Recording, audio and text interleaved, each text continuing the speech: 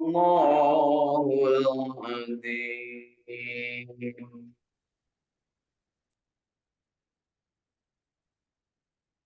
Alhamdulillah, Bapak Ibu, kita selesai membaca surat Ali Imran mulai ayat ke-86 sampai ayat ke-9. Dan bacaan kita yang baiknya, yang benarnya diterima oleh Allah Subhanahu wa taala dan yang salahnya diampuni seraya diberikan kesempatan untuk terus membaca, terus meningkatkan kualitas bacaan kita sehingga kita akan sampai kepada tingkat yang maksimal dari kadar kemampuan kita. Ingat Bapak Ibu, maksimal dari kadar kemampuan kita. Ulah beberenyen, kalau kata orang Sunda namanya ADD yang nurutan siga macam Kiai Haji Muhammad Jeta. Kayak kopi, so ngopi deh, so jadi-jadinya. Lakukanlah sesuai dengan kemampuan masing-masing. Ingin seperti itu boleh, ya tidak dilarang. Tapi kita juga harus paham bahwa ada kadarnya untuk kita. Ala qadar. Cek kurang lima ala kadar nawe pak ala kadar dengan kemampuan yang sudah menjadi qadar masing-masing. Qadarullah kalau kata artis ya. Qadarullah qadarna itu ya. Yuk kita lihat bacaan yang sudah kita baca ini dari ayat ke-86 sampai 95 apa yang diterjemahkan oleh Ibnu Katsir dalam tafsirnya dalam terjemahan bahasa Indonesia ini yang bisa kita pahami. Nah, nanti kita akan ketemu dengan ayat 92 yang tadi kita baca berulang-ulang terkait dengan bagaimana sih sebenarnya orang yang baik, yang penuh cinta kepada Allah itu. Nah, gitu ya. Mari kita lihat dari ayat 86. Bagaimana Allah akan menunjuki suatu kaum yang kafir sesudah mereka beriman, serta mereka telah mengakui bahwa Rasul itu Nabi Muhammad SAW benar-benar Rasul, dan keterangan-keterangan pun telah datang kepada mereka. Allah tidak menunjuki orang-orang yang dolim. Bapak Ibu, di sini pengertiannya bahwa kadang kita itu merasa bahwa mengapa ya kok Allah susah sekali menjadikan orang itu beriman, suka berperasaan begitu enggak? Iya. Nah, saya ingat mana yang kan gitu punya itu tes seolah-olah kita menganggap bahwa Allah sulit menjadikan orang itu menjadi beriman. Hati Bapak Ibu nih, biasanya nenek-nenek, kakek-kakek sedang nah gitu-gitu itu bisa. Dan gitu ya. Suka ada yang gitu, Bu. Paling ku aing, ngomong geus gitu Mbak Bu ya. Tempat dia ini. Nah, itu teh jadi Tuhan, Bu, kita itu pada saat ngomong gitu. Sabar. Harusnya bagaimana? Oh iya, saya menyampaikan hal ini bisa jadi pendengaran, penglihatan, dan hatinya belum sama dengan kita. Sehingga hese. Ya, jangan sampai kemudian muncul istilah yang tidak bagus. Bangkar warah maneh mah ulah bu dari urang ge can kudu alus warah. Lamun bangkar warah berarti warahana teu bener, aya nu ngawarahna bener teu. Kan gitu Bu ya. Terus gitu Bu, kurang ajar, lain kurang ajar da can dibere ajarna. Ya, gitu Bu ya. Terus, jadi orang kudu sabar dalam hal mengarungi kehidupan terutama dalam hal memberikan informasi, memberikan pemahaman kepada orang lain. Ya, suka tidak sabar Ibu begitu? Iya, biasa nama yang suka tidak sabar itu penguasa kepada yang dikuasai. Disebut penguasa itu bukan berarti pejabat, Bu. Penguasa itu kadang kita menguasai, kita ngasuh anak, kita ngasuh cucu. Kadang suka tidak sabar. Anak arahkan ke sini, cucu arahkan ke sini, tiba-tiba mereka belok kemana? Muncullah ketidaksabaran dalam diri kita. Ketika tidak sabar, itu adalah ujian dari Allah untuk kita agar apakah kamu itu mau jadi Tuhan, mau jadi Allah, gitu ya. Sehingga menganggap sesuatu itu sesuai dengan keinginan diri. Ya, jadi kita harus paham tentang hal itu. Ini juga sama. Bagaimana Allah akan menunjuki suatu kaum yang kafir sesudah mereka beriman, serta mereka telah mengakui bahwa Rasul itu benar-benar Rasul, dan keterangan-keterangan pun telah datang kepada mereka. Allah tidak menunjuki orang-orang yang zalim. Jadi perhatikan, manusia ini ada yang soleh, ada yang zalim. Orang yang zalim itu mereka diberikan petunjuk tapi tidak mau mengikuti. Ya. Kita termasuk yang zalim, yang soleh. Hayang masuk yang soleh punya hayang nama anu soleh, padahal kita tuh dolim terus gitu ya, minimal mendolimi diri sendiri. Makanya kudu loba ngadoana doa minta diampuni karena kita banyak mendolimi diri sendiri. Nabi Adam ibu mendolimi siapa ketika di surga kemudian melanggar aturan Allah? Mendolimi diri sendiri. Dakwah batu dari tamu terus. Dari ibu, gue cuma mendolimi diri sendiri, dolim kabatur dari kumplitnya dari hayang disebut soleh. Wah, artinya sesuai dengan kondisi. Ya, jadi akuilah Bapak Ibu kita ini banyak dolim. Can soleh, can soleha. Gue gitu pun ngambok, gitu punya. Kan masuk kayak ngambok punya, jadi gue soleh. Ya. Jadi ini wanti-wanti kepada kita bahwa ketika kita berinteraksi dengan setiap insan, jangan sampai kita itu memvonis bahwa kok Allah begitu ya, kan gitu ya, kunaon, kan gitu ya. Banyak nanya mengapa, padahal semuanya juga sudah ditentukan. Ya, mereka itu balasannya ialah bahwa laknat Allah ditimpakan kepada mereka, demikian pula laknat para malaikat dan manusia seluruhnya. Mereka kekal di dalamnya, tidak diringankan siksa dari mereka, dan tidak pula mereka diberi tanggung, kecuali orang-orang yang tobat sesudah kafir dan mengadakan perbaikan, karena sesungguhnya Allah Maha Pengampun lagi Maha Penyayang. Jadi Bapak Ibu, ini kisah ini Ibnu Jarir meriwayatkan dari Ibnu Abbas. Ia berkata, ada seseorang dari kaum Ansor yang masuk Islam. Jadi ada kaum Ansor. Kaum Ansor yang mana, Bu? Orang Madinah, lain orang suka miskin punya. Kaum Ansor itu orang Madinah yang masuk Islam. Ya, konon kabarnya begitu. Kemudian ia murtad dan berbuat kemusyrikan. Jadi dia masuk Islam, bersahadat kepada Nabi, tapi dia murtad, kemudian berbuat kemusyrikan, artinya menyembah selain Allah, keluar lagi dari ajaran agama Islam. Setelah itu ia menyesal. Nah, kemudian ia mengutus kepada kaumnya untuk menanyakan hal itu kepada Rasulullah. Apakah ada kesempatan bagiku? Gitu ya. Kira-kira kalau dialami oleh bapak dan ibu teh sudah sadar kan ya? Kita semua sudah sadar. Kemudian kita tidak menjalankan syariat agama, bahkan kita itu musyrik, ya, masang nomor, terus tahun ibu, adukun, masang susu, dengan asihan, terus tahun deh, dengan ilmu peleng, pada dia menyebutnya, itu teh murtad, keluar dari ajaran agama Allah. Bisa nggak bertobat? Bisa. Ibu langsung yang jawab bisa, karena ibu sudah tahu bahwa ayat berikutnya menegaskan bahwa maka turunlah ayat. Jadi ketika ada yang bertanya, apakah setelah aku keluar dari Islam dan aku kembali lagi pada Islam ada kesempatan bertobat?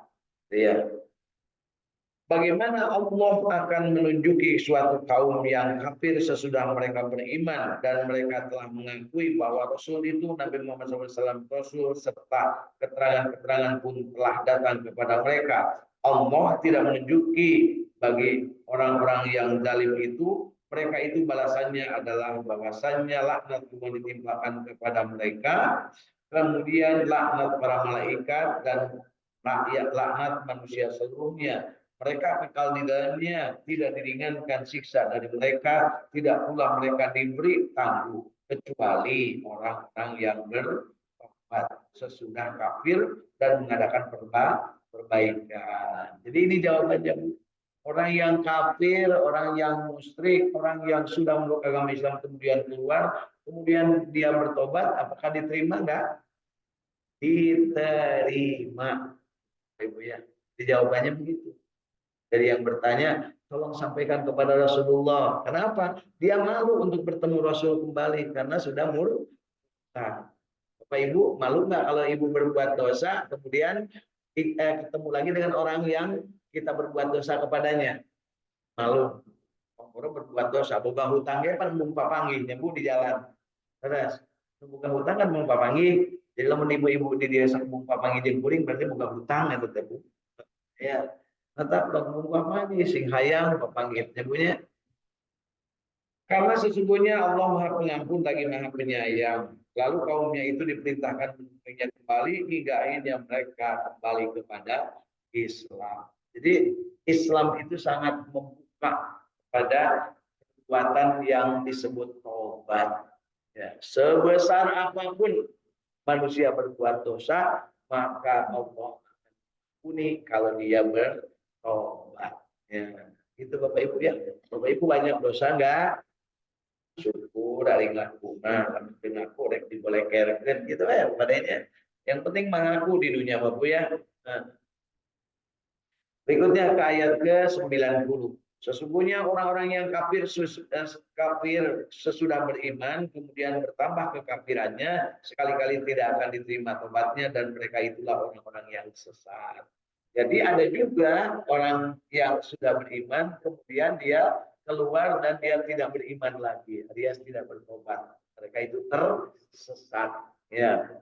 Sesungguhnya orang-orang yang kafir dan mati, mereka tetap dalam kekafirannya, maka tidaklah akan diterima dari seseorang di antara mereka emas sepenuh bumi, walaupun dia menembus diri dengan emas yang sebanyak itu lagi.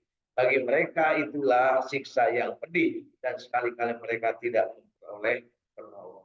Jadi Bapak Ibu yang namanya dosa yang namanya kemusyrikan atau kemurtadan keluar dari ajaran agama Islam itu tidak akan bisa ditebus dengan emas satu sepenuh bumi dan termasuk bawa lagi sepenuh bumi lagi ya, tidak akan bisa ditebus dengan emas dengan harta, ditebusnya dengan tobat gitu Bu ya.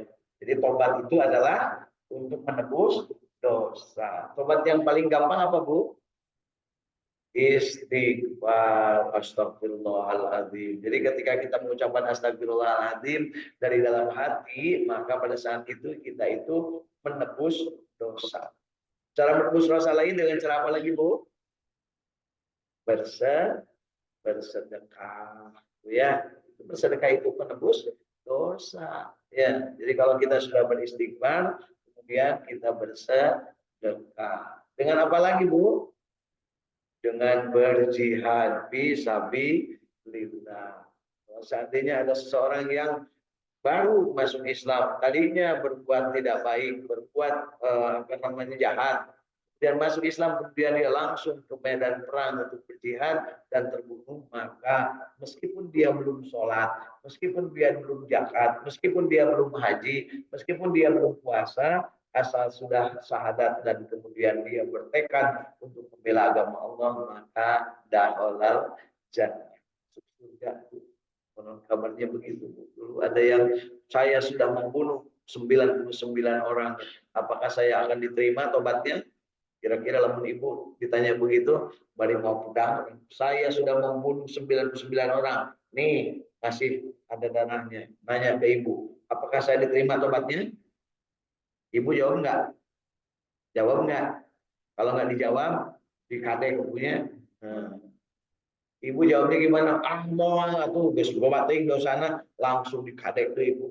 Jadi we 100 kurang. Kemudian sambil begitu dia datang ke Pak Teguh. Pak Teguh, saya sudah membunuh 99 orang. Saya nanya kepada Pak Dede tadi kata Pak Dede nggak bakal diterima tobatnya dan Pak Dede pun saya tebas lehernya. Sekarang saya nanya ke Pak Teguh, diterima nggak? Kata Pak Teguh, Allah Ghafurur Rahim. Allah Maha penerima tobat. Bener Pak Teguh, kumaha carana jung tu kaditu ka Imam Badadan.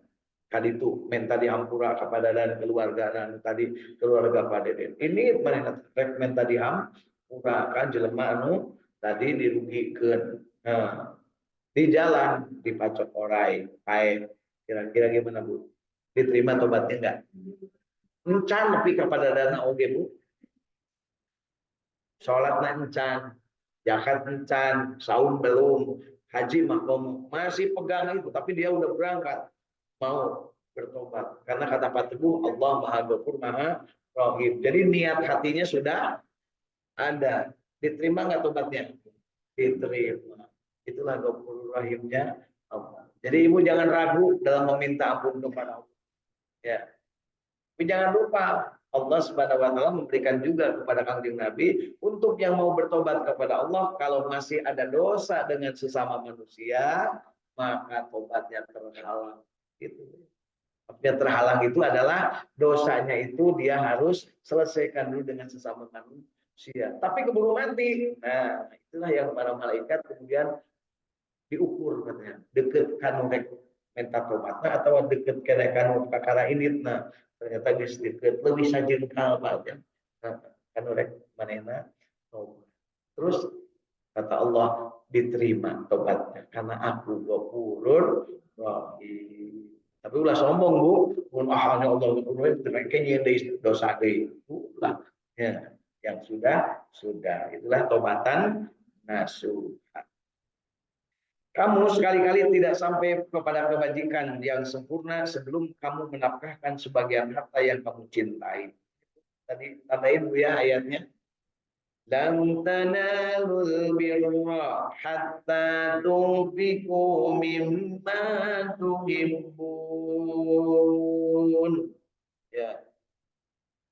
Kamu tidak akan sampai kepada kebajikan yang sempurna ya, sebelum kamu menafkahkan sebagian harta yang kamu cintai.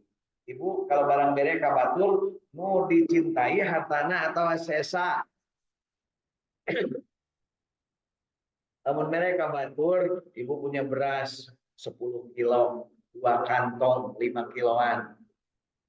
Yang dikasih harganya yang satu yang beas premium, yang harganya sekarang masih 17.000. Yang satu yang 12.000. Kira-kira lamun aya lu butuh bantuan ke ibu nu dibikin 17.000, 12.000. Itu asup kata Bu karena ayat dia kalau yang dikasihkan yang 12.000. Jadi kudu mana? Nu dikasihkannya Bu? Nu dicintai. Bisa jadi kan 17.000 ibu teh cinta dibikin sama goreng 17.000 liket teuing. Harganya 17.000 tapi manehna teh suka sama wae Bu. Jadi yang dicintai itu maksudnya yang hati kita itu masih nempel dirinya. Iya dibikin apa Dede tapi lebar. Begitu masih lebar tapi dibikin itulah yang kebaikan. Tapi kalau bikin tuh Bapak Dede, itu bagus kotor, kamari ke 10. Itu malah yang termasuk kebaikan Pak Dede. Ya. Nah. Tapi jangan lupa bagi orang lain meskipun tidak termasuk yang baik bagi dirinya bisa jadi yang terbaik. Contoh, ibu bapak dilihat punya mukena. Sekarang menjelang Ramadan beli dari mukena baru, ibu-ibu ya. Mukena yang lama dikasihkan ke orang lain. Kan berarti tidak dicintai oleh dia. Dia masih pakai, tapi yang baru sudah ada. Ya. Ibu lebih cinta kepada yang baru, lebih cinta kepada yang lama. Belum tentu, Bu. Masa goreng sangka, lebih cinta kepada yang baru? Enggak, Bu. Kepada yang lama saya lebih cinta. Istri saya langsung gitu ya. Nah, cinta itu bukan urusan baru atau lama.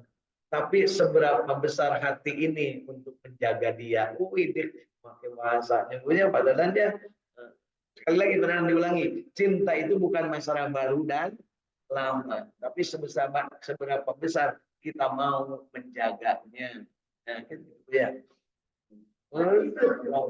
Catat Bu. Jadi kata-kata mutiara. Ya. Sampaikan kepada Bapak, tulis di dinding kantor Bu pakai lope. Wah, langsung Ibu tambah ronde ya. Sama periode. Nah, jadi ketika kita punya mukena dua, yang satu yang lama, yang satu yang baru, dan ibu merasa yang baru ini akan aku pakai karena belum pernah aku pakai. Bukan berarti cinta.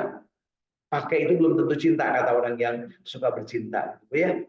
Ya, oh itu juga kata Mutiara, Bu. Tulis lagi, Bu. Ya, mencintai itu tidak mesti memiliki. Itu kata Pak Dede, Bu. Ya, Bu ya. Nah, terus ibu tuh timbang-timbang, udah kasihkan aja lah yang biasa saya pakai. Kasihkan kepada, katakanlah kepada ibu ini. Ternyata Bu Martin itu setiap hari melihat, begitu melihat Bu Tati itu bagus sekali. Punya apa namanya, mukena yang model begitu. Jadi begitu dikasihkan, diterimanya itu luar biasa. Padahal tadi ukurannya adalah sudah lama di yang baru dipakai, begitu ibu dikasih yang lama, kemudian ibu melihat Bu Tati pakai lagi yang baru, tuh air dimuluin, saya itu malah lagi Bu, ini cerita. Minimal pada saat itu dia suka. Jadi urusan suka dan nggak suka itu nggak mesti selamanya, Bu. Ya, catat, Bu. Kata Mutiara, suka dan suka, nggak suka itu bukan selamanya. Kadang suka, kadang tidak, kan gitu ya. Jadi ukurannya cinta di sini adalah yang pada saat itu dia masih merasa, saya wakafkan kebun ini kepada Pak Dede. Nah, gitu. Tapi Pak Dede yang membuahan dukungan abdikannya. Itu mah tidak cinta Pak Dede. Ya, ayah gitu Bu. Nah, ya, kemarin contohnya Bu, sudah saya kasihkan kepada anak-anak toh, tapi uang kosnya untuk ibu. Kan itu nggak cinta Bu. Pikir ya, itu pun harus susah. Kecuali kalau kata anak-anaknya, ya udah Bu, pokoknya mas saya cukup. Terima kasih pemberiannya, tapi semua hasilnya silahkan untuk ibu. Balongnya kalau panen untuk ibu, apa namanya, pohon-pohonnya kalau panen untuk ibu, silahkan aja. Berarti itu anak sodako lagi kepada orang tua. Tapi soalnya ayah emak menangnya emak cicing di dia, itu mah sama Bu, ngarana pange pangeretan, barang beret tapi sok loba syarat punya pangeretan di eret-eret tadi ya, dibikin tapi di cangcang betulnya. Jung maneh kawin ka batur, jung kakalen, jung kakidul, tapi kayaknya lamun kuring butuh ya itu mah ya pangeretan. Masuk itu kan. Nah, ya. Jadi ayat 92 tandain dulu di sini. Ya, kamu sekali-kali tidak sampai kepada kebajikan yang sempurna sebelum kamu menafkahkan sebagian harta yang kamu cintai. Dan apa saja yang kamu nafkahkan, maka sesungguhnya Allah mengetahuinya. Jadi ibu, urusan cinta, urusan suka karena sesuatu itu urusannya adalah diri dengan Allah. Ya, kadang biasanya kata anaknya, Mama, jangan dikasihkan itu, buat saya aja, lembar. Padahal dia juga sudah punya, kayak gitu Bu. Kan biasanya bukan anak yang ngomong gitu mah, ibunya yang ngomong gitu mah. Neng, jangan kasihkan orang, buat mama aja, dan buat mama masih pantas. Tahu kan gitu Bu. Asal yang ngomong gitu. Ya, asli ya teman Bu, asli bahasa kata Minang kadangnya dia. Neng, lo di kabatur pun mak we dakir mak alus kene. Padahal anaknya sudah mau bersedekah kepada orang lain. Tapi kira-kira bagi anak gimana Bu? Kasihan ke siapa? Nah, memang bagus mana pahalanya? Nah, itu yang jadi argumennya. Kan ibu na ulah rewel-rewel teuing banyak unggal anak rek sorak kabatur keur mamah heula wae. Gitu punya. Bisa kan Bu? Berarti asal gitu Bu. Nah, jadi yang terbaik itu sedekah itu kepada kedua orang tua, baru kemudian kepada saudara, kepada adik. Jadi kalau Bapak Ibu punya adik, adiknya minta, ibunya minta, dahulukan ibunya.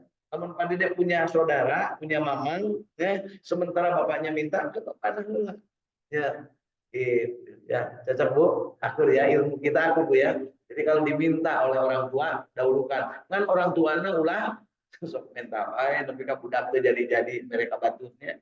Nah, jadi ayat ini tandain dulu kalau perlu tulis di dinding rumah. Lan tanalul birra hatta tunfiqu mimma tuhibbu. Kamu sekali-kali tidak akan sampai kepada kebajikan yang sempurna. Artinya tidak akan mabrur. Albiro itu kebaikan yang sempurna. Jadi Bapak Ibu kalau dengar mabrur, kata-katanya itu dari sini, birra. Kebaikan yang sempurna. Ya. Imam Ahmad meriwayatkan dari Ishaq bin Abdullah bin Abu Tolhah yang pernah mendengar Anas bin Malik berkata, Abu Tolhah adalah orang yang paling kaya di antara orang-orang Ansor di Madinah. Orang Abu Tolhah ini orang yang paling kaya dari orang Madinah, kaum Ansor. Saya mau nanya, kalau kaum Muhajirin yang paling kaya siapa? Siapa?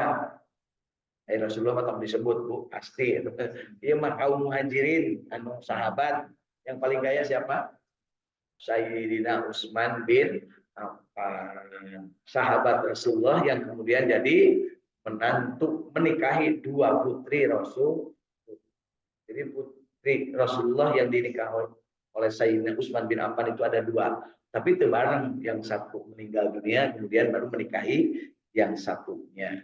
Sayyidina Utsman bin Affan sampai sekarang wakaf dari beliau tekawadahan, ya, tekawadahan, karena dibikin ruko ngajajar di depan Masjid Nabawi. Jadi kayak ibu bapak kalau kita ke sana kira sama-sama minum susu di rukonya Sayyidina Utsman bin Affan. Ya, ya, dari depan kubah yang warna hijau ke sebelah sana itu deretan sederet persis di depan Masjid Nabawi itu makam Sayyidina Utsman bin Affan. Sampai sekarang tidak habis-habis, ya, dicatat sebagai harta Baitul Mal, artinya harta untuk dimanfaatkan oleh masyarakat atau umat Islam. Ya. Kekayaannya yang paling ia cintai ialah Bairuha yang berhadapan dengan masjid. Nah, jadi si Abu Thalhah ini juga punya Bairuha yang berhadapan dengan masjid. Jadi di orang merukuk lah gitu ya. Mall harupun masjid, mall harupun masjid di orang naon ngaranna apa? Aya mall harupun masjid. Baheula nama aya Matahari Department Store, aya Ramayana, yang di alun-alun, Bu. Kan masuk itu Ibu alun-alun. Di ujung Berung naon, Bu? Pasar ujung Berung gitu ya. Eta teh cenah anu mangtolahan baheula teh Ibu nya. Kemudian apa yang terjadi? Dan Rasulullah memasukinya dan meminum air yang segar darinya. Bairuha itu semacam sumur lah gitu ya. Kata Anas ketika turun ayat itu, kamu sekali-kali tidak sampai kepada kewajibannya sebenarnya sebelum kamu menafkahkan sebagian harta yang kamu cintai. Abu Thalhah berkata, ya Rasulullah, sesungguhnya Allah Subhanahu wa taala berfirman, kamu sekali-kali tidak akan sampai kepada kebajikan yang sempurna sebelum menafkahkan sebagian harta yang kamu cintai. Sesungguhnya harta kekayaanku yang paling aku sukai adalah bayrukh, dan aku bermaksud untuk menyedekahkannya yang dengannya aku berharap mendapatkan kebajikan dan simpanannya di sisi Allah. Maka manfaatkanlah kebun itu ya Rasulullah seperti apa yang ditunjukkan Allah kepadamu. Maka Nabi bersabda, bagus, bagus. Yang demikian itu adalah harta yang menguntungkan, harta yang menguntungkan. Dan aku telah mendengar apa yang telah kamu katakan. Aku berpendapat hendaklah tanah ini engkau berikan kepada kaum kerabatmu. Abu Thalhah pun berkata, aku ini engkau berikan, aku akan melaksanakan ya Rasulullah. Kemudian Abu Thalhah membagi-bagikannya kepada anak kerabatnya dan putra putri pamannya. Ya. Jadi Abu Thalhah ini karena sudah tidak punya ibu bapak, dibagikan kepada saudaranya Bairuh. Bairuh itu kebun yang di situ ada sumurnya. Dibagikan, Bu. Kira-kira ibu lamun boga kebun duku, kebun duren dibagikan ke batur moal. Bagikeun, lamun teu buahan. Keur buahan dicopot deui ibu diborongkeun nya. Nah, gitu, Pak. Ya. Semua makanan adalah halal bagi Bani Israel, melainkan makanan yang diharamkan oleh Israel, yaitu orang Yakub untuk dirinya sendiri sebelum Taurat diturunkan. Katakanlah jika kamu mengatakan ada makanan yang diharamkan sebelum turun Taurat, maka bawalah Taurat itu lalu bacalah dia jika kamu orang yang Bapak Ibu ingat, Taurat itu turunnya setelah Nabi Yakub tidak ada. Turunnya kepada Nabi Musa. Nabi Musa itu apanya Nabi Yakub? Buyut-buyut. Karena Nabi Yakub punya anak namanya Yusuf. Yusuf punya anak, punya anak, punya anak, punya anak. Kemudian lahirlah Musa. Jadi jangan warengna ya, atau udeg-udegna atau kakait siwurna teuing lah bukan matuwawuh ya kita punya. Yang jelas adalah Nabi Musa itu turunan dari Nabi Yakub. Makanya Nabi Musa oleh Bani Israel dianggap ini dia nabi dari golonganku, kata Bani Israil. Tapi dianggap nabi tapi tidak diikuti. Mana buktinya di sini? Bahwa Bani Israel, disebut Bani Israel itu turunan-turunan Israel mengharamkan makanan. Ya. Padahal bagi Bani Israel semua makanan itu halal. Yang haram itu hanya bagi Nabi Yakub. Yang bagi semuanya halal. Mohon maaf Bapak Ibu, termasuk hammer, babi itu asalnya di zaman itu halal. Ya, halal. Tidak diharamkan. Artinya apa? Boleh dimakan. Ya, darah boleh, nanah boleh. Ya. Tidak ada yang diharamkan bagi Bani Israel sebelum datangnya Taurat. Sementara mereka menganggap bahwa ada sesuatu yang diharamkan. Maka barang siapa yang mengada-adakan dosa terhadap Allah sesudah itu, maka mereka lah orang yang zalim. Jadi mereka itu ngarang-ngarang. Sesuatu yang tidak diharamkan, dia haramkan. Ya. Itu dosa, Bu. Ya. Saya boleh boleh menghamili istri, kan tidak dilarang. Boleh. Boleh. Itu tidak dilarang. Tapi saya tidak lakukan. Berarti apa? Gawe saya apa? Dosa. Istri dicuekin. Padahal disuruhnya dihamili. Ayah istri batur. Haram. Dihamili. Digarap. Begitu punya. Kira-kira ibu ke mana ya? Kajelma anu tidak ngopenin istri atau yang ngopenin seorang? Dua-dua lagi pika sebelum ibunya. Tapi yang tidak ngopenin istri mah biasanya nggak pernah ribut ibu. Padahal itu sama dosanya. Ya, jadi hati-hati nih bapak-bapak yang di sini yang nggak pernah ngopenin istrinya, dosa itu sama dosanya dengan menjarah istri orang. Itu padahal. Jadi kalau dibiarkan di mana padahal cabut tubuh karena sedekah yang terbaik. Ibu suka memberikan sedekah yang terbaik kepada suami. Oh, tuh dong bosen. Kalau bosen jalan-jalan lah, healing gitu ya. Bosen di imah ini ke Lembang, ini ke Ciwidey. Ciwidey boga bosen, aya mainan baru belah wetanna. Di belah itu aya, aduh masih bosen kene. Ulin ke Cirata nyewa parahu duaan dunia. Di dunia mah tidak boleh bosan. Ya. Katakanlah benarlah apa yang difirmankan Allah Subhanahu wa taala, maka ikutilah agama Nabi Ibrahim yang lurus dan bukanlah Nabi Ibrahim itu termasuk orang-orang yang musyrik. Jadi ini pedoman praktis ya bagi kita bahwa pada saatnya kita hidup ini jangan sampai mengada-ada selain apa yang diajarkan Kanjeng Nabi Muhammad SAW dan diperintahkan Allah. Dicontoh ya. Ada makanan. Makanan itu halal, makanan itu baik. Contoh umpamanya durian. Nah, ini sekarang musim durian. Tiba-tiba ibu ditawarin durian dari orang-orang lain. Dia ngomong, amit-amit, tapi mau durian. Hati-hati.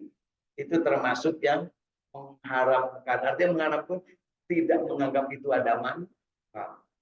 Jadi kudu kumaha tuh. Mohon maaf, saya tidak begitu suka, tapi silakan, gitu ya. Tapi sebenarnya nggak usah dikatakan juga mangga we traskeun, gitu Bu ya. Terus, ayo ya, bukan dia satu malah begitu itu tidak boleh. Asalnya gitu Bu. So. Jadi kepada sesuatu yang halal jangan sampai kita itu benci, meskipun kita tidak memakannya. Di pasien saboterasi itu. Terasi ibu Agus mau sabukong abdi pada terang terasi. Kan gitu.